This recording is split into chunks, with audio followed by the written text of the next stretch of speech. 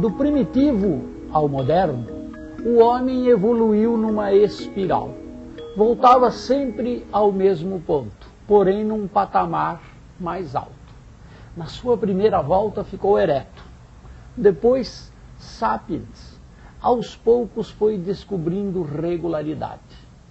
Nasceram assim as suas religiões, as artes, a ciência, a matemática.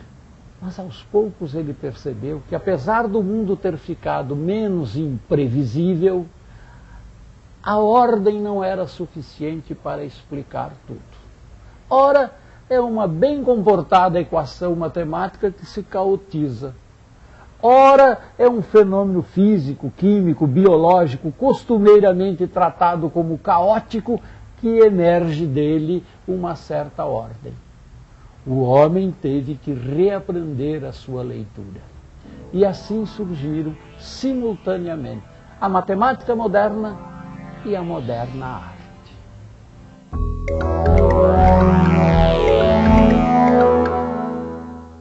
No início, tudo era escuro. Fez-se a luz. Luz onde tudo começa. O universo, o nascimento, a ideia do artista. E você, tem ideia do que se passa na cabeça do artista quando ele está criando? Eu acho que o processo de criação de todo artista é como um processo de elaboração onírica. É muito fácil a gente saber o seguinte: ninguém sonha o sonho que quer. As tentativas de indução do sonho são fracativas até hoje. A coisa acontece muito nessa fronteira, nesse limite entre ordem e caos, né? Eu acho que, na verdade, é uma espécie de passagem contínua, né, ou de alternância entre esses dois campos.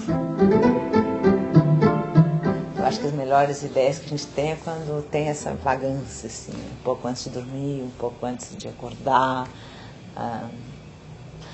sei lá, olhando uma parede vazia.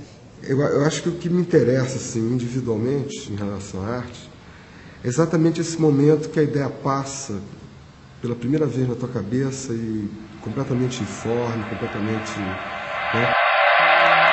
Nós não fazemos o poema que queremos. Então é preciso colocar à disposição da poesia. Eu acho que a diferença do artista para não artista hoje é só o fato dele se deixar à disposição da poesia, ele se deixar à disposição desse não saber. Tem esse momento, assim, onde tudo se encaixa. Acho que essas coisas já estão na cabeça da gente e esses insights aparecem geralmente quando a gente não o controla. Não sei se isso não é exatamente o caos, isso é uma coisa em suspenso, assim. Ele se deixar à disposição desse caos que a linguagem é capaz de produzir. E nessa sese faz parte dessa sese a leitura, a informação, a cultura e, sobretudo, a preguiça.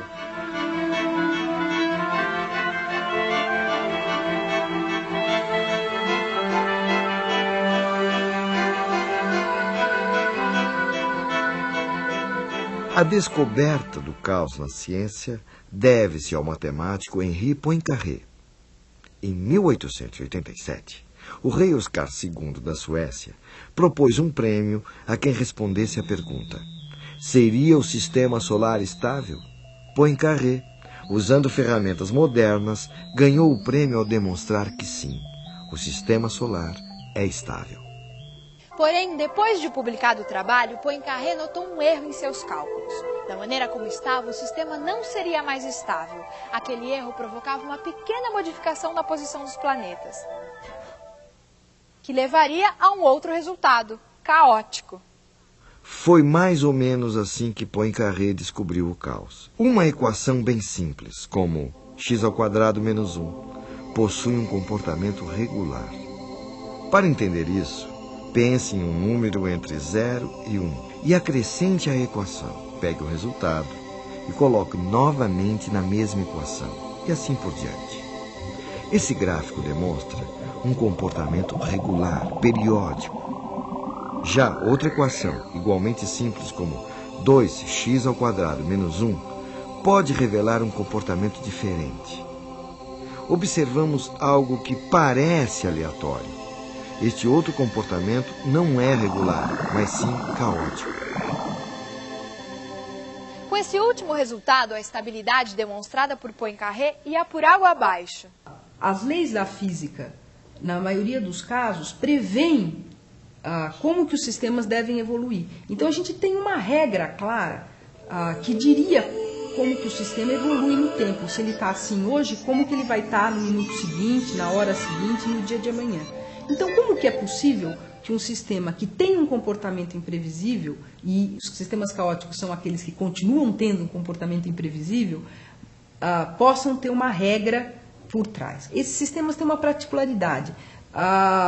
Se você coloca o sistema numa condição praticamente idêntica, mas não exatamente idêntica do que estava ontem, essa minúscula diferença, praticamente imperceptível a medidas e observações comuns, tem uma influência catastrófica, decisiva no resultado do sistema, no comportamento do sistema. Então, o que acontece? Você tem uma evolução no tempo imprevisível. Não porque ele não tem uma regra para evoluir, mas porque você não consegue precisar completamente como que ele está começando a se movimentar.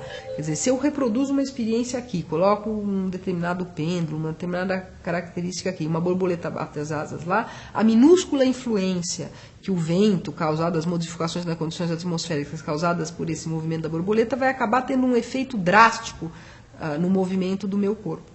Então, como eu não consigo nunca prever todas essas coisas ou incorporar tudo isso no sistema, eu, na verdade, perco a minha capacidade de prever o comportamento do sistema no futuro. Então, são esses tipos de sistemas imprevisíveis que são chamados de caóticos em física. Qualquer dona de casa, ou mesmo um doceiro, conhece muito bem o que é o caos, mesmo sem saber. Para se fazer brigadeiro, por exemplo, é necessário derreter a manteiga sem queimar, misturar com leite condensado, acrescentar o chocolate, mexer sempre até achar o ponto. Assim não ficam sobras na panela, o doce não queima, você consegue enrolar e tudo fica mais gostoso. O caos encontra-se então no momento em que o doce está para grudar na panela, ou quando funde-se, ou ainda quando desanda.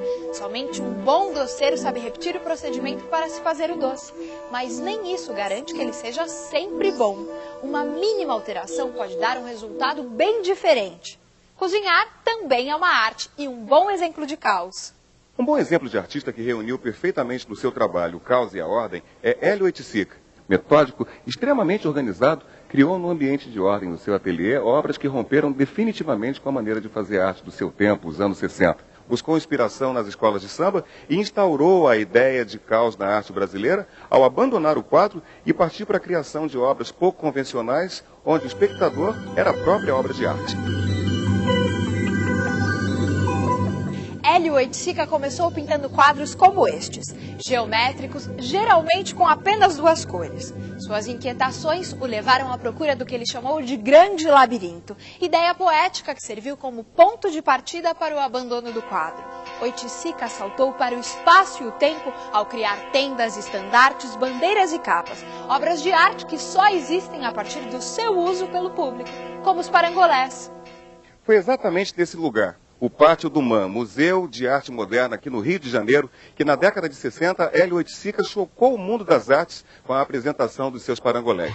Imaginem vocês que, além de criar obras que precisavam ser literalmente vestidas pelo espectador, ele ainda trouxe um acompanhamento pouco usual para uma exposição de arte. Uma bateria da Estação Primeira de Mangueira, escola de samba aqui do Rio de Janeiro. E para que as obras se realizassem por inteiro, o espectador deveria vesti-la e ainda dançar ao som da música. Com isso, Hélio Oiticica trouxe o caos para dentro dos museus.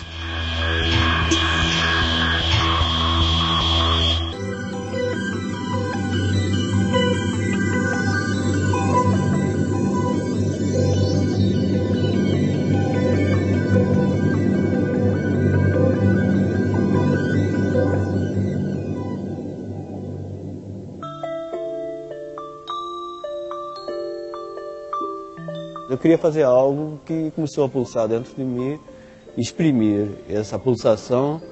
E eu já estava com 22 anos, já tinha deixado a economia, os estudos de economia, para me lançar na arte. Bom, então a minha visão da arte era outra, e eu fiz o que eu achei que deveria fazer. E a partir do meu lado particular, digamos, de dinheiro, de poder aquisitivo para comprar materiais e da realidade nossa, terceiro mundo, Brasil, América Latina, eu agarrei-me a essa possibilidade de qualquer coisa eu poder trabalhar, exprimir. Nesse ponto, o que acontece é que isso para o mundo mais formal passou a ser um caos. Não era o caos que eu queria introduzir no sistema, eu queria introduzir a minha maneira de ver as coisas, a minha maneira de exprimir. E eu penso que esse caos é inerente à criação, né? Porque realmente como determinado onde vem a criação, existe uma teoria que determine como criar, como fazer, como ser, qual é o gesto, não. Me ofereceram esse espaço onde eu pude me exprimir como quis e bem entendi, dentro de uma matemática caótica, mas que tem uma coerência. O que é o caos? O que é a ordem?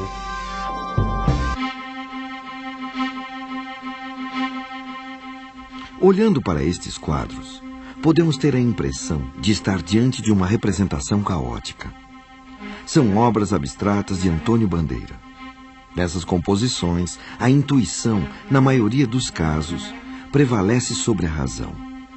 A maneira de pintar esses quadros expressa um ímpeto informal. Mas olhando atentamente, podemos perceber que existe um equilíbrio estrutural. O impacto dessas obras vem, de certa forma, da sensação de um indeterminismo lúdico que acaba por formar um todo coerente.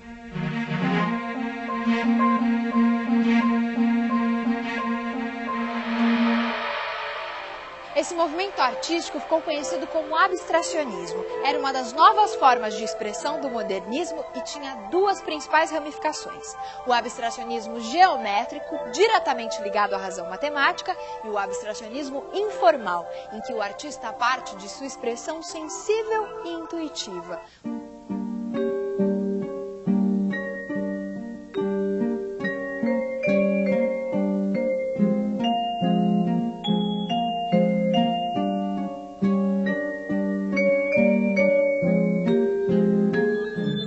Para entender melhor as motivações dos artistas abstratos, vamos ouvir o que disse o pintor Iberê Camargo. Eu, no fundo, tinha um desejo. Tanto é que cancelava, raspava, até conseguir aquela forma que era a minha expressão, que eu aceitava. Isto é, aquele modelo que eu tinha dentro. É um modelo que a pessoa não sabe, não pode explicar, não pode chegar a dizer, vou ver se é esse. Não se pode fazer isso. Mas a intuição reconhece quando aparece aquela solução. Embora não pudesse ver de antemão, eu fazia isso com a fidelidade e com a obsessão de um pintor naturalista que quer fazer um retrato. Tinha de ser exatamente aquilo, embora depois, olhando o quadro, dissesse que é jogado, que não tem aquele movimento. Sim, tudo ali é jogado, mas não é um jogado assim, a esmo. Esse tipo de arte abstrata, sensível e poética encontra um outro paralelo. Por exemplo, nas obras de Tomio Otaki, um belo casamento entre intuição e formas geométricas. Observem a semelhança desses trabalhos de Tomi e as fotos tiradas pelo satélite Hubble. Curiosamente, ela pintou esses quadros anos antes dessas fotos serem feitas. Artista e cientista, através da intuição e da técnica, eles vão dar forma ao vivido e ao imaginado. Então nós temos um processo que vai desde o sem forma até a forma final fixada nesse objeto de arte ou nessa teoria científica. Essas imagens que se parecem são da natureza e da nossa imaginação. Todas elas impressas desde tempos imemoriais na história da espécie, na história cultural, social. De uma maneira geral, dizemos que são semelhantes por quê? Porque houve uma interação entre a proposta do artista e a nossa vida, a nossa experiência de vida. É isso que nós chamamos semelhança, é isso que nós sentimos quando estamos vendo essas duas imagens apresentadas. Portanto, quando nós observamos o quadro e as fotos do Hubble, nós estamos trazendo todo esse patrimônio cultural e da espécie nessa interpretação.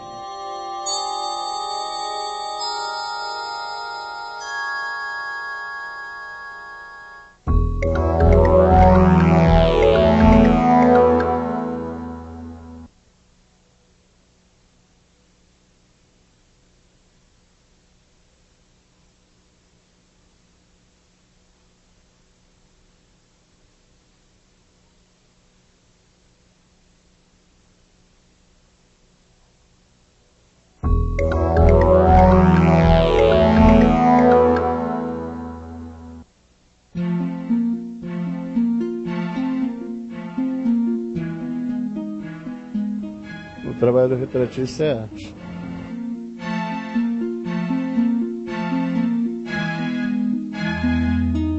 Desde o momento que ele transporta um traço no papel que define uma pessoa, ou um objeto, ou uma obra, isso é uma arte. Se eu tivesse um trabalho do Antônio Bandeira, você poderia, uma reprodução dele, você faria pra gente? Eu poderia tentar, né? É complicado porque eu vou passar o que eu sinto, não o que está na tela realmente, né? Mas posso tentar. O problema do abstracionismo é que ele transmite através da cor, da luz, das sombras. Cada pessoa que vê, ela percebe uma coisa diferente, né? É uma interpretação da abstração dele, né? O que torna essas pinturas tão diferentes?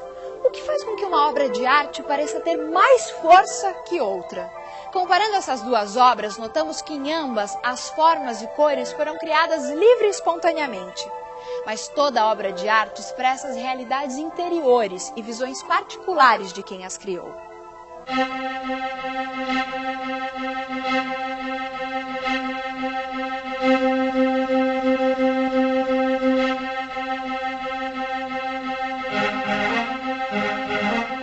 É mais fácil entender uma fotografia ou então a pintura de um rosto, né, do que num contexto, né, geral, misturado nas entrelinhas, né.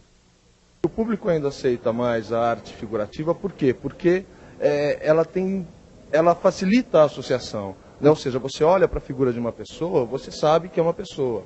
Porém, se você olha para uma imagem abstrata, ou lírica, ou geométrica, não importa, ela requer de você um outro patamar ou melhor, uma outra relação com a obra. A arte mais fácil da gente entender ou identificar com os sentimentos que a gente está mais acostumado seria a figurativa, porque é o que você, com as coisas que você lida todo dia, com objetos, com que você usa na tua casa, ou que você talvez vá comprar. Geralmente o abstrato acaba não agradando tanto, é mais difícil, exige um nível de percepção assim, mais sensível da pessoa, uma sensibilidade um pouco maior. Às vezes a pessoa olha e acha que é só um monte de pintura embaçada, né?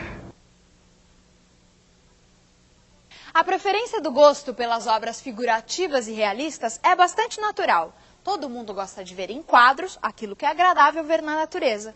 Além disso, artistas como Michelangelo contribuíram para formar o gosto dos admiradores das artes nesse sentido. Em uma de suas principais obras, o teto da Capela Sistina, no Vaticano, o artista italiano retratou no século XVI a história do Gênesis bíblico. Neste painel, vemos Adão recebendo vida física e espiritual de um Deus rodeado por anjos. Notem os corpos de Deus e Adão, retratados como homens fortes e vigorosos. É o resultado de um profundo conhecimento de Michelangelo da anatomia humana e da admiração pelas artes gregas. Tamanho foi o impacto das obras de Michelangelo que durante quase 3 séculos artistas de toda a Europa pintaram à maneira de Michelangelo, movimento artístico que ficou conhecido como maneirismo. Foi nessa mesma época que viveu o físico e astrônomo Galileu Galilei. Galileu Galilei propôs que o caminho para o verdadeiro conhecimento científico passava pela observação dos fenômenos, pelas posteriores experimentações e pelas comprovações matemáticas. Era o nascimento do moderno método científico. Suponhamos, por um momento, que não exista a gravidade. Assim, qualquer projétil seguiria uma trajetória em linha reta. Mas a gravidade, de fato, modela o movimento de um projétil. A maneira como isto ocorre é mostrada na lei da queda dos corpos, de Galileu. O que realmente acontece é que a bala de canhão cai continuamente, seguindo uma regra onde, a intervalos de tempo sucessivos, correspondem o quadrado de números inteiros. E foi com Galileu que a matemática passou a ser reconhecida como a linguagem da ciência. A partir daí, o mundo passa a ser concebido como um relógio, uma máquina em perfeito funcionamento, como o universo concebido por Isaac Newton, onde os corpos se encontram no mais perfeito equilíbrio proporcionado pela força da gravidade. Estudando os trabalhos de Galileu, por exemplo, Newton demonstrou como a Lua orbita ao redor da Terra. Imaginando uma bala de canhão sendo atirada do alto de uma enorme montanha. Existe uma velocidade para a bala de canhão a partir da qual, quando arremessada, jamais atingiria o chão. Em outras palavras, a bala estaria em órbita, como a Lua. Deslumbrados pela possibilidade de explicar todos os fenômenos naturais através das equações e de leis imutáveis, entusiastas chegam a ver na nova ciência um novo Fiat Lux. William Blake, poeta e pintor, critica essa postura dos novos cientistas ao retratar Newton como um titã que busca a verdade das coisas na matemática, mas que é incapaz de olhar o mundo ao seu redor, que se mostra frio e nada luminoso como este céu. Mas descobertas da física do início do século XX mostraram que as ferramentas usadas por Newton e Galileu não eram suficientes e lançaram uma nova luz ao mundo do pensamento. Veja só o que disse o físico alemão Werner Heisenberg em 1958. Os cientistas estavam diante de um novo quadro, onde as respostas encontradas não se encaixavam às perguntas habituais. Ao invés de buscar novas respostas, era preciso encontrar novas perguntas. Os físicos aprenderam a fazer as perguntas corretas. E fazer a pergunta certa é, frequentemente, mais do que a metade do caminho que conduz à solução do problema. O universo do átomo, por exemplo, ao contrário do sistema solar, não funciona como um relógio. É um mundo em constantes mudanças e repleto de incertezas. Por exemplo, numa explosão de uma bomba atômica, existem átomos que se desintegram como o átomo de urânio. Existem regras definidas para o que vem depois da desintegração. Mas ninguém é capaz de prever quando e qual átomo se desintegrará primeiro, iniciando uma reação em cadeia. É nesse exato instante que surge o caos. Albert Einstein, apesar de ser o criador da teoria da relatividade, que possibilitou o nascimento da nova física do século XX, ainda acreditava, à maneira de Newton, em um mundo ordenado. Einstein evitou comentar as novas teorias que surgiram em sua época e lançou inconformado a célebre frase: Deus não joga dados. Da mesma maneira que o abstracionismo representou um rompimento com os padrões existentes na arte, na matemática, as novas teorias lançaram uma nova forma de ver o mundo. Uma das mais importantes teorias matemáticas que tratam desse novo mundo é a teoria do caos. O interesse permanente pelas formas geométricas e pelos problemas espaciais que o mundo das artes revelou no século XX é o ponto culminante de uma aproximação entre arte e matemática que se aprofundou desde a época do Renascimento.